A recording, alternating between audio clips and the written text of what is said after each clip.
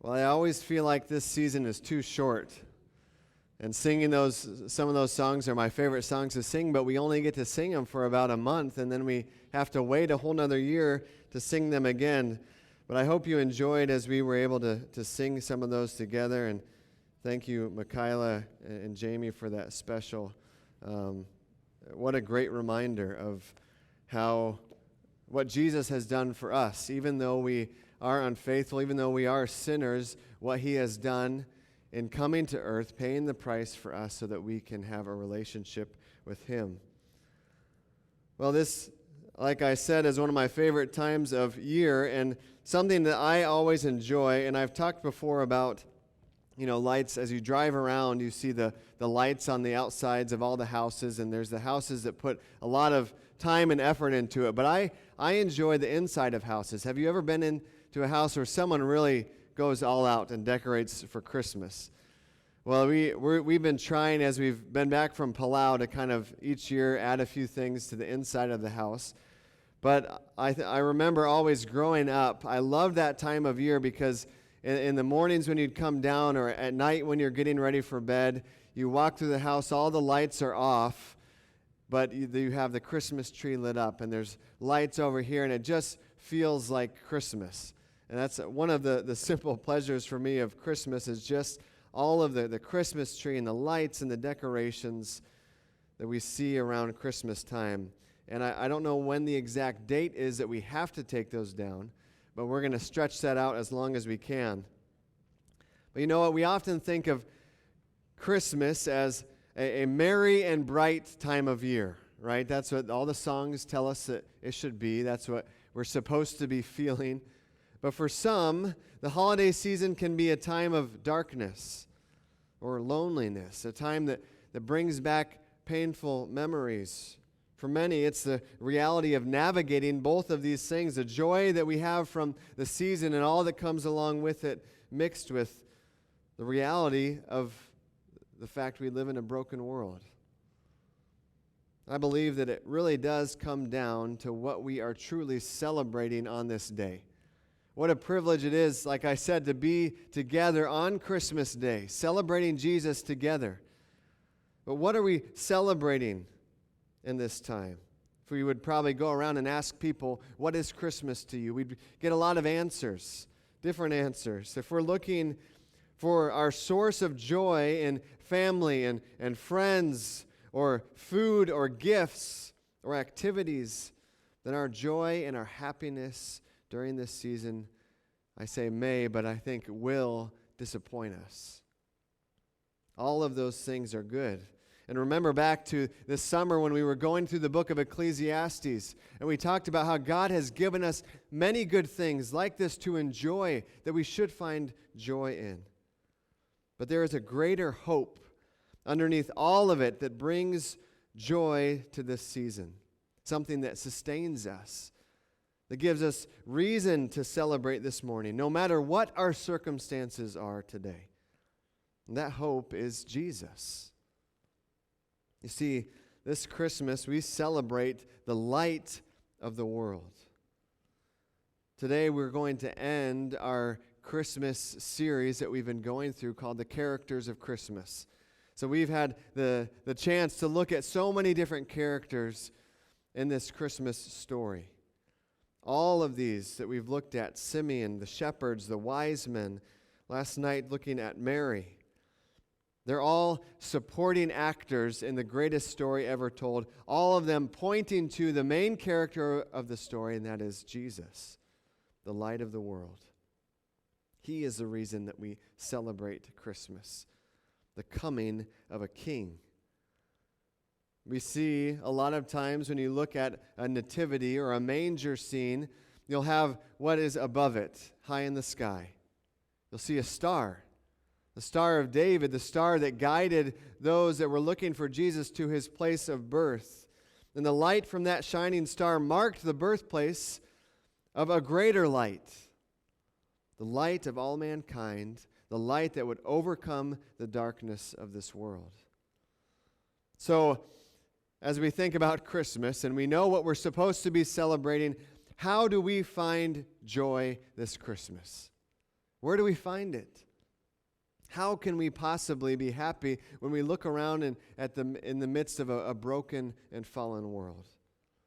It's not by putting on our happy face and pretending for just one weekend that everything is great and things aren't so bad, because that's not reality. How can we find true joy during this Christmas season, on this Christmas day? My prayer is this morning that we leave here. And I mentioned before, one of my favorite Christmas movies is The Muppet Christmas Carol. We got to watch that. If you haven't watched it, it's good. But how can we leave here, in the words of Scrooge from A Muppet Christmas Carol, with a thankful heart and an endless joy? That's what I want for all of you.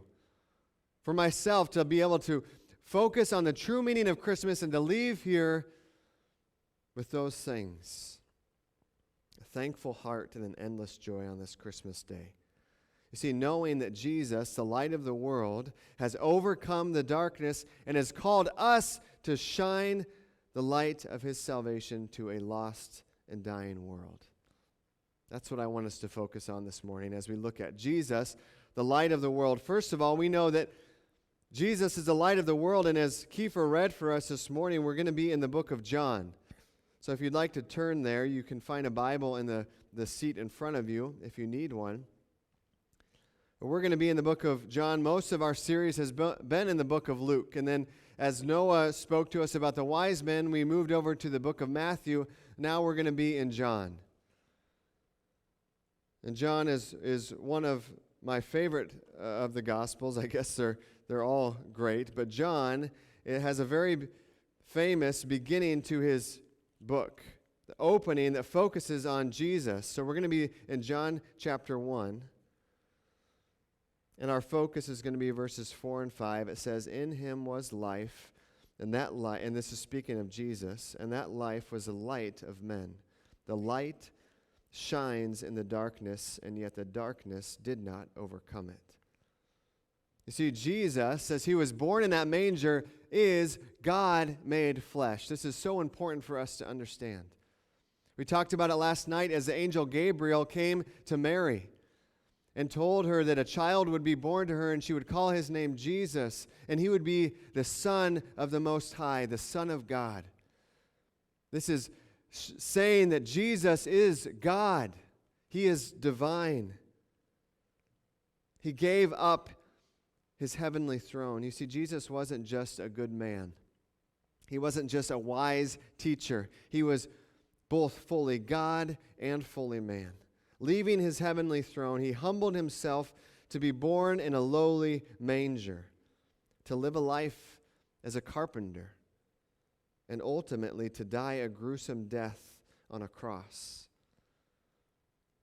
1 John, another book that John wrote, 1 John 1:5 says, "This is the message we have heard from him and declare to you, God is light, and there is absolutely no darkness in him."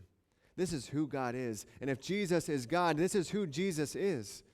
He is light. In him there is no darkness. What a contrast to who we are. Scripture tells us that our hearts are dark, that we are lost in darkness, that without Christ we have no hope of seeing the light. But Jesus, as he was born in that manger, was the light brought to earth. He was sinless, perfect, and that was absolutely necessary. Jesus was God made flesh. But also, Jesus himself claimed to be the light of the world. In John 8:12 says, Jesus spoke to them again, "I am the light of the world. Anyone who follows me will never walk in the darkness, but will have the light of life." You know, I love going out and backpacking and camping, but one thing is you have to be prepared for when it gets dark. Right? And usually I'm the one that's prepared, and sometimes I'll bring people along with me, and they'll forget things, right? If they haven't been camping a lot of times, they'll forget things, and one thing they often forget is some sort of light, either a headlamp or a flashlight. And so what do you have to do when it gets dark and you're on the trail? They've got to stay really close to you because you have the light. You can walk behind them so that you can shine the light so they can see where they're going. This is the picture that Jesus gives to us. He says, I'm the light of the world. Those who follow after me, those who are walking with me, I will light the way for them. They will see because of who I am, because Jesus is light. What an amazing promise from Jesus. That if we come to him, he will chase away the darkness from our lives. John 12:46, Jesus again saying, I have come as light into the world so that everyone who believes in me would not remain in darkness. You see, if we are searching for light in this dark world, we need look no further than Jesus himself. So many people in this world are searching for some sort of meaning, for some sort of hope, for some sort of joy or light in their lives, and they're searching for it in so many different places that may provide temporary joy, just like this season. Giving gifts is fun. Receiving gifts is fun. Getting together and having parties and eating good food and looking at the lights, all of this brings joy, but it doesn't last. We have to take the lights down in January sometime. Things fade. Family goes home. It's a joy that does not last. But we can find hope and joy that will last in the light of the world that is Jesus. See, when he was born that night in Bethlehem over 2,000 years ago, this world was forever changed. Light and hope had come into the world through this little baby Jesus. And it's that light that overcomes the darkness. We read about in John 1:4-5, this light that is Jesus that has come into the world, born as a baby, will overcome the darkness. John 1:4-5 that we read, in him was life, and that life was the light of men. That light shines in the darkness, and yet the darkness did not overcome it. This is the power of Jesus, the power of the gospel. There is victory in light. It pushes away the darkness. You think about when you shine a flashlight. What is it doing? It's pushing out all of that darkness so that no darkness can exist where that light is. This is Jesus. You know, we may be struggling with depression or loneliness. We may in this season be missing a loved one. We may even be struggling with things in our own life that we're dealing with our own sin, things that weigh us down, these darknesses that are in our lives. But the reality is this, that none of these things are too great for Jesus. None of these things are too great for his light to shine into. See, in this passage, John talks about John the Baptist preparing the way for Jesus. Remember, John came before Jesus. They were cousins, and he prepared the way for the Messiah coming. He was preparing the way for the light. Later on in John chapter 1 and verse 9, it says, the true light that gives light to everyone was coming into the world, heralding the coming of this baby Jesus. The light that gives light to everyone is coming into the world. This is what we celebrate today. This is why we gather together and we have reason for joy, not because of the circumstances around us. Not because later today we get to be with family or open presents or go do something fun. We celebrate Christmas because of the light that came into the world so many years ago through Jesus. So how do we experience this light? You say, when you talk about things that I'm struggling with, I resonate with that. Things come to my mind that I know are dark places in my life. How do we experience the light of Jesus? How do we overcome the darkness in our lives and in this world around us? We go back to what we read earlier in John 8:12. Jesus spoke to them again, I am the light of the world. Anyone who follows me will never walk in darkness, but will have the light of life. You see, we must follow Jesus. This baby that was born and laid in a manger, That is why we are here. That is why we gather as a church. That is why we live our lives. We live it to follow after Jesus. This is how we pursue light. Following after Jesus. We must understand that apart from Jesus, we are lost in darkness. Completely lost. Cannot see our way. Jesus is our only hope.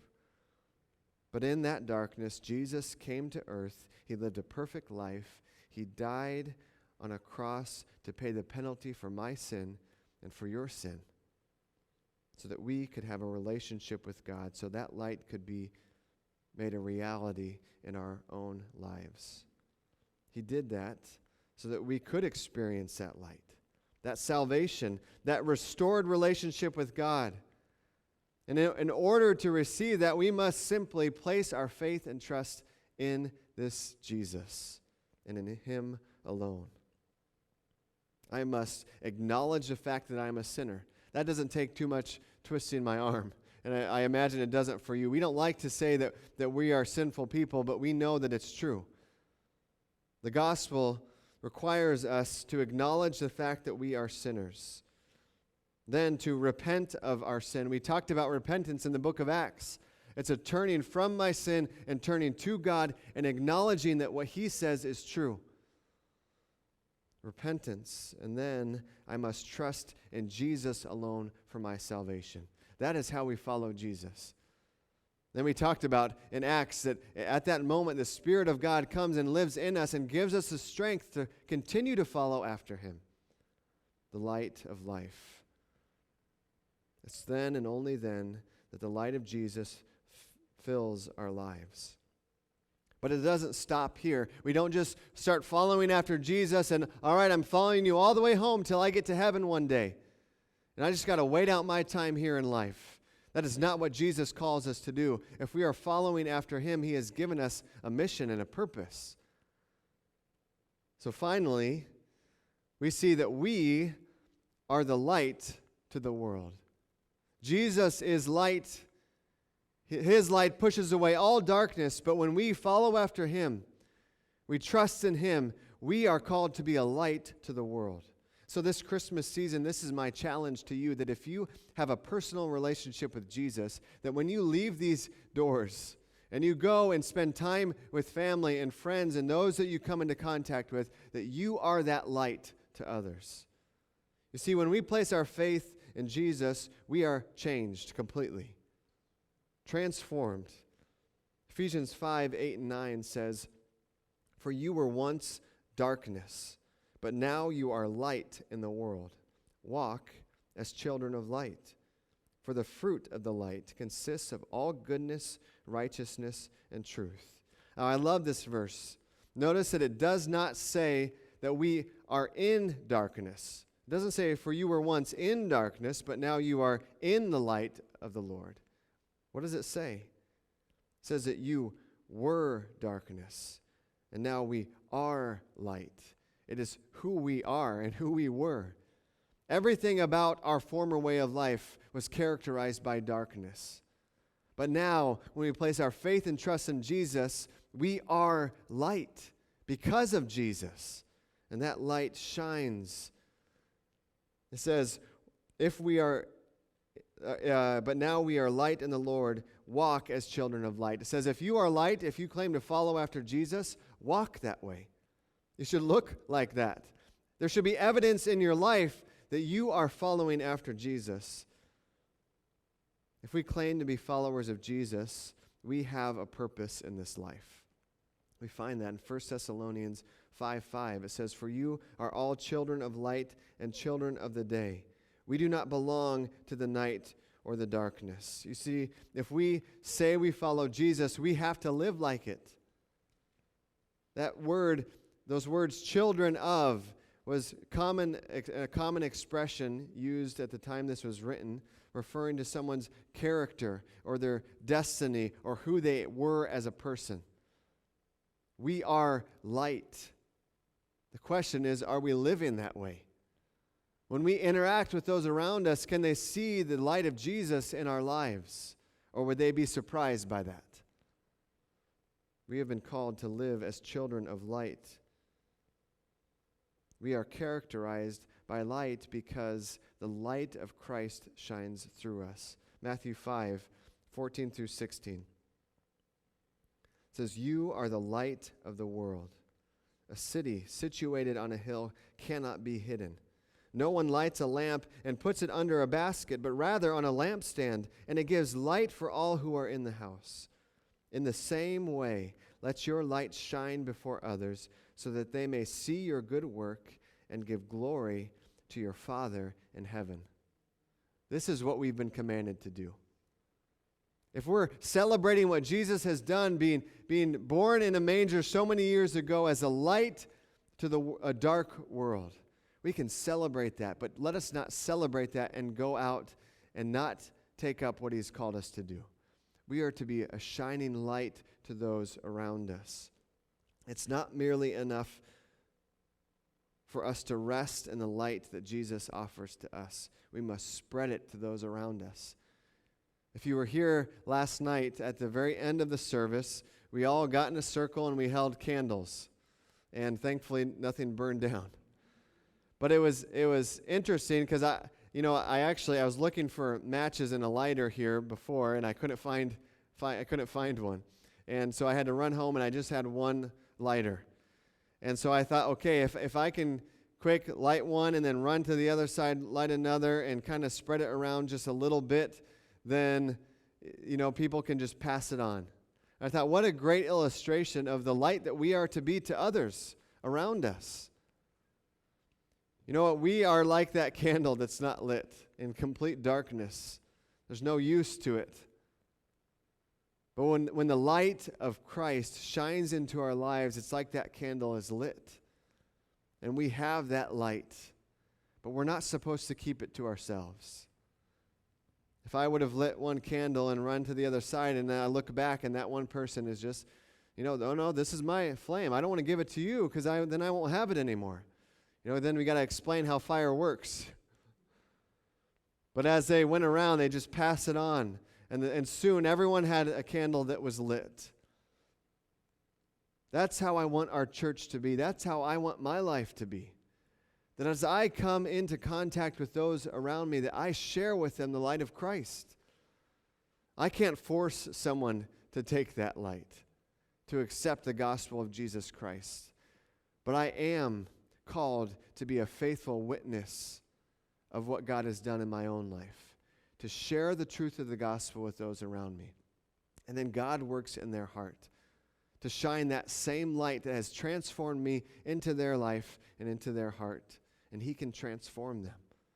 We are called to be witnesses. This is our mission and our purpose, to share the light of Christ with those around us.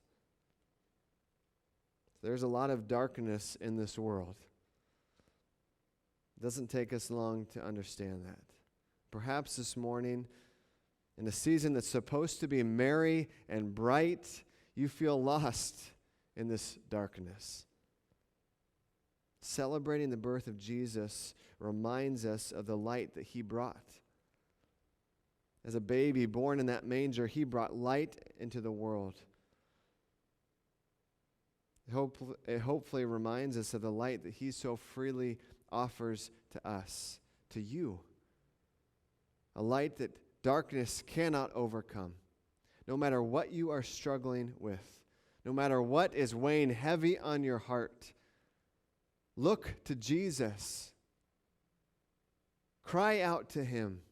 Find hope and joy not in your circumstances in this life, but in who he is. Think of that shining star in the sky that heralded the coming of a king, not an earthly king, but a king that would reign forever, that has purchased your salvation, that offers you the light that can never be extinguished. My encouragement to you this morning on this Christmas day is to look to Jesus as the source of your light and your hope and your joy.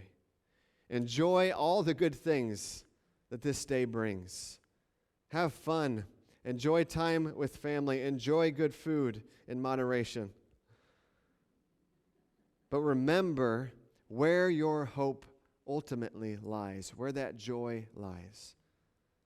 It's in Jesus, Jesus Christ, the light of the world. If you haven't experienced that hope, if you haven't experienced that light that Jesus brings, I encourage you to make that decision today. What better day than Christmas Day to understand your need of Him and your need of that light? It's a free gift that He offers to us.